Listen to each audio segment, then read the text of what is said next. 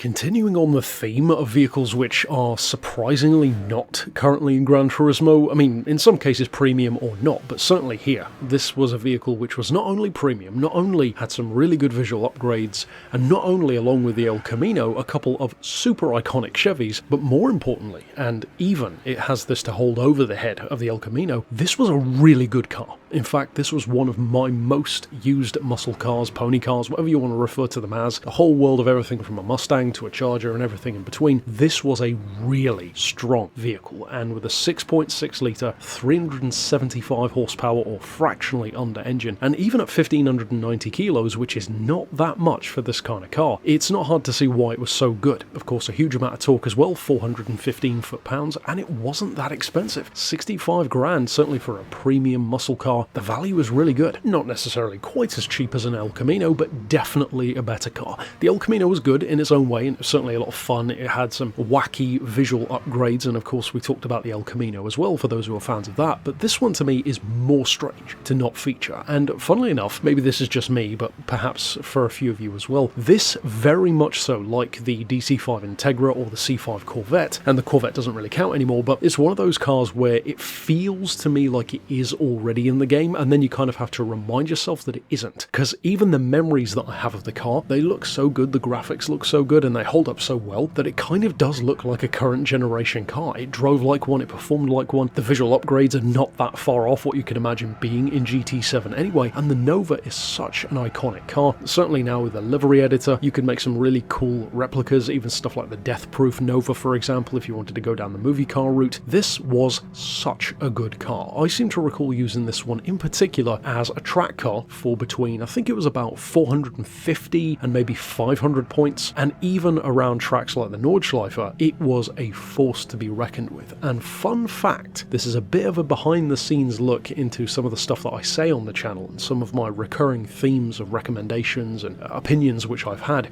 This is the vehicle which, when I mention a certain thing about tuning, is always the one that I have in mind, because for those of you who followed the channel for a while, you'll probably remember hearing me say something along the lines of, to modify a muscle car is actually quite easy, because you need to focus on the handling, the braking, and the weight, and then the power, the straight line speed takes care of itself. This is the crux of that idea, from back in the GT6 days of both the channel and my personal gaming experience, because that was a long time ago now, well over a decade, back around 2013 in fact. You could leave this thing with standard power, standard torque, just drop the weight, focus on the tyres, the brakes, stretch out the gears a bit more, give it that racing gearbox so it has more gears to work with, and it was just such a fantastic vehicle. And even though it is a fairly chunky car in terms of width in particular, it's not really that big in terms of how it feels to drive. It's one of those muscle cars where it just melts away. It doesn't feel anywhere near the size that you would expect a classic American car to feel like, certainly with a larger, more powerful, extremely torquey engine, and it's just an absolute pleasure to work with. Certain other classics like the El Camino and various others, they are a little bit wallowy. You could make them good, but you certainly had to put more money and more effort into it. The Nova, simply put, was one of those cars that you didn't really have to do that much to. You could really go the extra mile and do, tyres, weight, suspension, brakes, and as I said, that will take care of most of the car's issues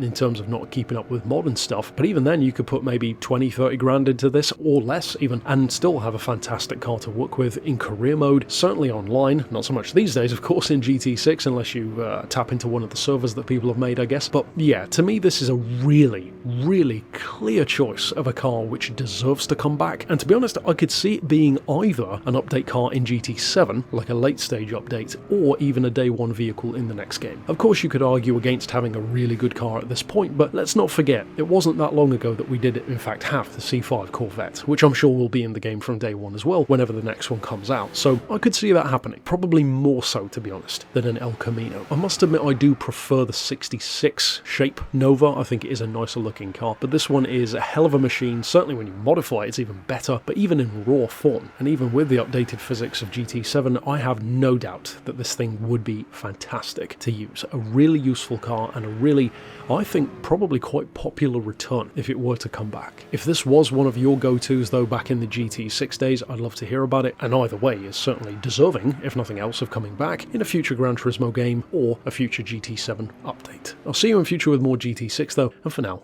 thanks for watching.